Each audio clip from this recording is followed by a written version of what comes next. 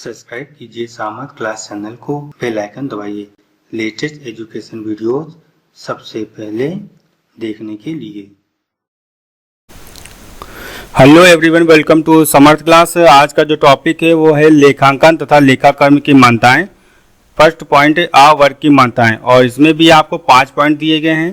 पहला पॉइंट है आपका विनिमय, दूसरा परिमापीकरण, तीसरा अवधि, चौथा माप की इकाई और अस्तित्व। विनिमय, प्रत्येक लेखांकन सौदे में विनिमय होता है। जब विनिमय नहीं होगा तो लेखांकन का भी प्रश्न ही नहीं होता है।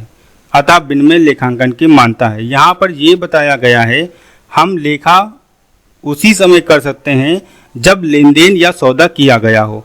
अगर सौदा नहीं होता है तो हमारा लेखा नहीं होगा, हमारी एंट्री नहीं होगी। दूसरा पॉइंट है आपका परिमापीकरण।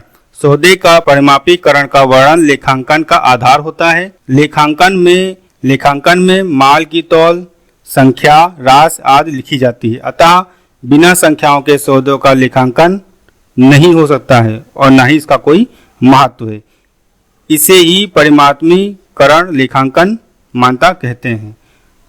तीसरा पॉइंट है आपका अवधि। कोई भी सौदा को लेखांकन में तब तक नहीं लिखा जा सकता जब तक उसकी तारीख ज्ञात न कर ली जाए। साथ ही लेखांकन के परिमाप किसी निर्धारित लेखों की अवधि के आधार पर ज्ञात किए जाते हैं। लेखांकन के लिए अधिकांश 1 वर्ष की अवधि को ही आइडियल टाइम या आदर्श माना गया है। इसे ही लेखांकन की अवधि या प्रथा कहते हैं। यहाँ पे ये कहा गया है कि जब हम लेखांकन करते हैं तो एक अवधि या 1 साल के अंतर्गत होती हैं सारी एंट्रियाँ, और उसके बाद हम उस व्यवसाय की प्रॉफिट और लॉस और व्यवसाय ने कितनी तरक्की की है, उसकी लायबिलिटीज़ क्या हैं, उसकी संपत्ति क्या है, ये भी हम जानते हैं। इसलिए अवधि की भी मान्यता होती है। चौथा पॉइंट है आपका माप की इकाई। जो सौदे मौद्रिक रूप से नहीं लिखे जा सकते हैं ऐसे सौदों का लेखांकन शामिल नहीं किया जा सकता है। जैसे अमेरिका में चलता है आपका डॉलर, भारत में चलता है रुपया।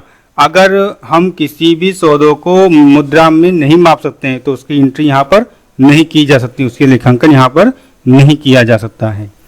पांचवा पॉइंट आपका आ जाता है अस्तित्व। लेखांकन की दृष्टि से आवश्यक है कि लेखांकन एक अस्तित्व वाली इकाई हेतु ही किया जाए। साधारणतः व्यापार के स्वामी को व्यापार से पृथक माना जाता है। एक व्यवसाय के लिए जो चिट्ठा बनाया जाता है वह व्यवसाय का चिट्ठा होता है, न कि व्यवसाय के स्वामी का होता है। यही पृथक अस्तित्व की मान्यता है। तो यहाँ पे ये कहा गया है कि लेखांकन में हम जब कोई भी एंट्री करते हैं तो व्यापार से रिलेटेड ही एंट्री की जाती है, स्वामी की एंट्री वहाँ पर नहीं की जाती है। हम यहाँ पर व्यापार से होने वाले लाभों की गणना करते हैं। अगर उसमें कोई व्यापारी का लाभ अलग से कहीं से आया है, वो बिजनेस का नहीं है, तो उसको हम यहाँ पर नहीं लिखते हैं। तो ये तो आपकी हो गया पहला पॉइंट आ वर्ग की मान्यताएं। दूसरा पॉइंट आपका है बा वर्ग की मान्यताएं और इसमें जो पहला दिया गया है आपको बाजार मूल्य। जिस वस्तु का मूल्य बाजार में जो होता है वस्तु उसी मूल्य पर ही लेखांकन किया जाता है। यदि 20 जनवरी को इस तारीख को प्रचलित बाजार मूल्य का लेखा होगा। लेखांकन बाजार मूल्य की मान्यता पर आधारित होता है।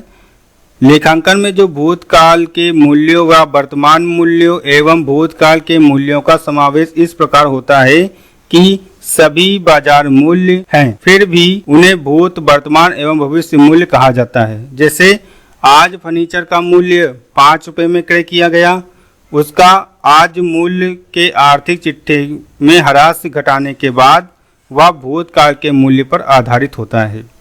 जो माल आज क्रय किया गया है वह बाजार मूल्य का वर्तमान मूल्य होता है तथा जो अदायत्व वह राशि अगले वर्ष जनवरी में भुगतान की जाएगी वह भविष्य मूल्य होगा। इस प्रकार स्पष्ट है कि लेखांकन की बाजार मूल्य की मान्यता होती है।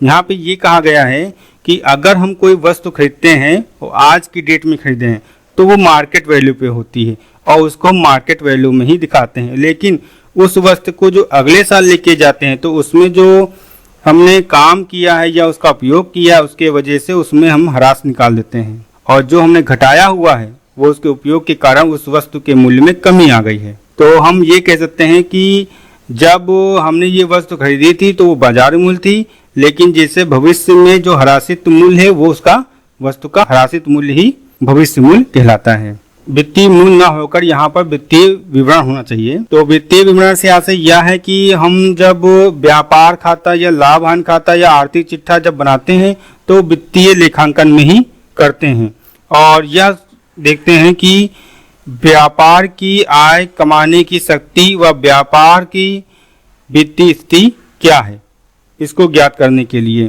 तो हमें यहाँ पर वित्तीय विवरण भी तैयार करना पड़ता है। प्रयोगात्मक, कुछ व्यवसायी अपने व्यवसाय के लिए त्रैमासिक विवरण बनाते हैं। इनका उद्देश्य यह होता है कि व्यवसाय योजना के अनुरूप व्यवसाय की प्रगति कर रहा है या नहीं कर रहा है। यह अवधि व्यवसाय की प्रगति के अनुसार कोई अतिरिक्त भी हो सकती है, जैसे 2 मास का भी हो सकता है, 4 मास का भी हो सकता है, 3 मास का भी हो सकता है और 4 मास का भी हो सकता है और 6 मास का हो सकता है। इसे लेखांकन का प्रयोगात्मक मान्यता कहते हैं। फिर आपका थर्ड पॉइंट आता है सावर्ग की मान्यताएं। इसमें आपको भी 5 मान्यताएं दी गई हैं। वस्तुनिष्ठा, लेखांकन में किसी भी वस्तु का लेखा उसके वास्तविक मूल्य पर ही किया जाता है। माना कि एक व्यवसाय अनुकूल दशा होने के कारण 40,000 रुपए की एक मशीन 36,000 रुपए में क्रय कर लेता है तो पुस्तकों में इसका मूल्य 36,000 रुपए ही दिखाया जाएगा, ना कि 40,000 रुपए दिखाया जाएगा।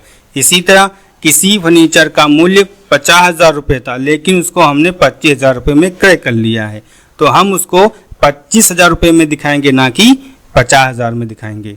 ये इसकी है वस्तुनिष्ठा। और दूसरा पॉइंट है आपका स्थायी मौद्रिक इकाई। लेखांकन में एक निश्चित मुद्रा की इकाई के प्रयोग करने की मान्यता है। भारत में मुद्रा की इकाई रुपया है तो रूस में रूबल है, इंग्लैंड में पाउंड है, अमेरिका में डॉलर है। बढ़ती महंगाई के चलते मुद्रा के मूल्य में गिरावट आती रहती है। यही कारण है कि इकाई को स्थायी नहीं माना जाता है। ऐसा न होने से वित्तीय विवरण सही परिणाम प्रदर्शित नहीं कर पाते हैं या निष्कर्ष नहीं निकाल पाते हैं। इससे स्पष्ट यह है कि सही लाभ ज्ञात करने के लिए लेखांकन के आधार बनाई जाने वाली मुद्रा को स्थायी इकाई होनी चाहिए। तो यहाँ पे ये कहा गया है कि हम जब व्यवसाय करते हैं तो उसमें जो मुद्रा का मूल्य होता है वो घटता व बढ़ता रहता है, तो हमें ऐसे मूल्य पे दिखाना चाहिए जो स्थायी हो। तीसरा पॉइंट आपका है प्रकटीकरण। लेखांकन की आधारभूत मान्यता यह है कि लेखांकन व्यवसाय के सभी वित्तीय तथ्यों को तथा इसके संपूर्ण वित्तीय स्थिति को स्पष्ट रूप से प्रकट करें। कोई भी राशि नगद छिपाई न जाए। लेखांकन में प्रदर्शित होने वाली सभी मदें जितनी स्पष्ट होंगी व्यवसाय उतना अच्छा लेखांकन द्वारा प्रकट होगा। इसमें ये कहा गया है कि व्यवसाय में प्रकटीकरण से आशय यह है कि हमें जो भी लेन देन किए गए हैं चाहे वो छोटे हों या बड़े, उनका पूरा लेखा जोखा रखना चाहिए। और जब हम पूरा लेखा जोखा रखते हैं तो व्यवसाय की वास्तविक स्थिति क्या है वो हमें ज्ञात होती है। एकरूपता चौथा पॉइंट है आपका। लेखांकन है प्रत्येक वर्ष लेखांकन की एक ही विधि को अपनाना चाहिए। जैसे कि अंतिम खाते का मूल्यांकन लागत मूल्य पर किया गया है तो दूसरे वर्ष भी अंतिम खाते का मूल्यांकन लागत मूल्य पर ही किया जाना चाहिए, ना कि बाजार मूल्य पर। अतः लेखांकन में लेखांकन की एक ही विधि का प्रयोग करते रहना एकरूपता की मान्यता को कहा जाता है।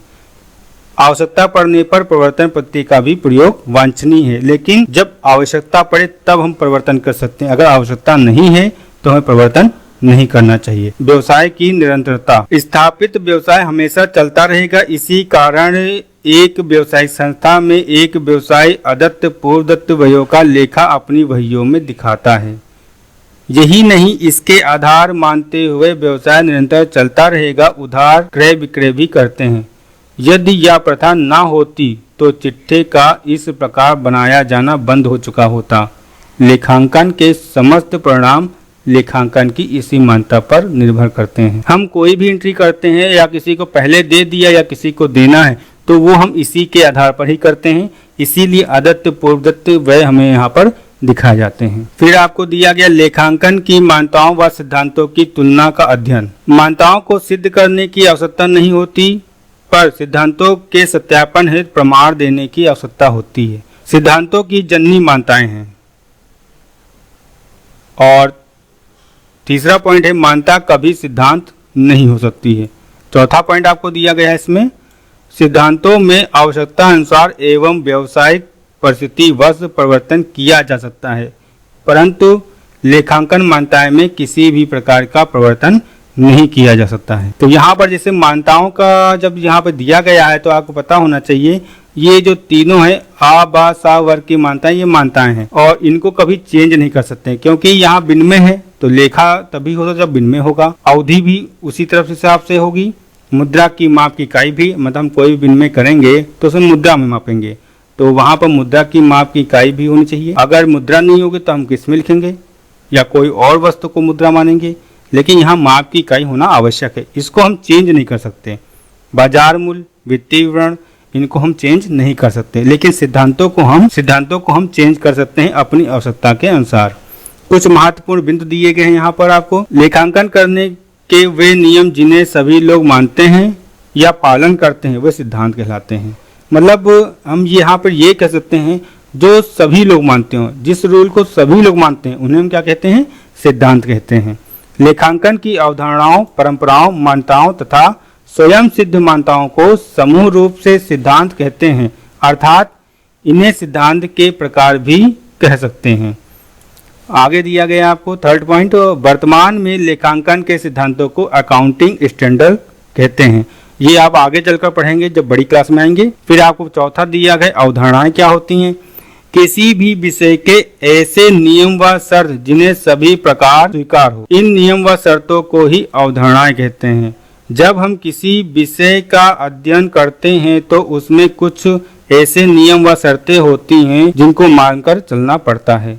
ये नियम शर्तें इस विषय में भी लागू की जाएंगी, तब ही उस विषय का सार स्पष्ट होगा। अवधारणाओं में मान्यताएं, जब हम किसी विषय का अध्ययन करते हैं तो उस विषय में सफलता प्राप्त करना चाहते हैं। वाणिज्य विषय में कुछ मनुष्य के विवेक पर आधारित होता है और कुछ बातों को मानकर चलना पड़ता है, ऐसा तो होगा ही, इसे ही मान्यताएं कहते हैं। मतलब कुछ तो विवेक पर होता है और कुछ मानकर चलना पड़ता है, तो इन दोनों को मिक्सचर जो होता है इनका, इन्हीं को हम मान्यताएं कहते हैं। परंपराएं, किसी भी विषय के संबंध में कुछ ऐसे नियम, शर्तें, विचार जो पूर्व काल से ही चले आ रहे हैं, अर्थात संबंधित विषयों का अध्ययन करते समय पूर्व काल से ही कुछ परंपराओं का अध्ययन किया जाता है। तो परंपराओं से आशय यह है कि जो पहले चलता आ रहा है वही हम आज भी लागू कर रहे हैं, उनको हम क्या बोलते हैं, परंपराएं बोलते हैं। सिद्धियां, तो सिद्धियां क्या होती हैं, कुछ नियम व शर्तें ऐसे होते हैं जिन्हें किसी भी विषय के अध्ययन में लागू किया जाता है। यह नियम स्वयं सिद्ध होते हैं, इसीलिए इन्हें सिद्ध करने के लिए किसी भी प्रमाण की आवश्यकता नहीं होती। कुछ ऐसी चीजें जिनको हमें प्रमाण की आवश्यकता ना हो या जिनके लिए प्रमाण की आवश्यकता ना हो, उन्हें हम स्वयं सिद्धियां बोलते हैं। ये टॉपिक कंप्लीट हुआ, फिर मिलते हैं आपको नेक्स्ट सेशन में। Thank you. आपको वीडियो पसंद है तो इस वीडियो को लाइक दीजिए और साथ में इस वीडियो को शेयर कीजिए।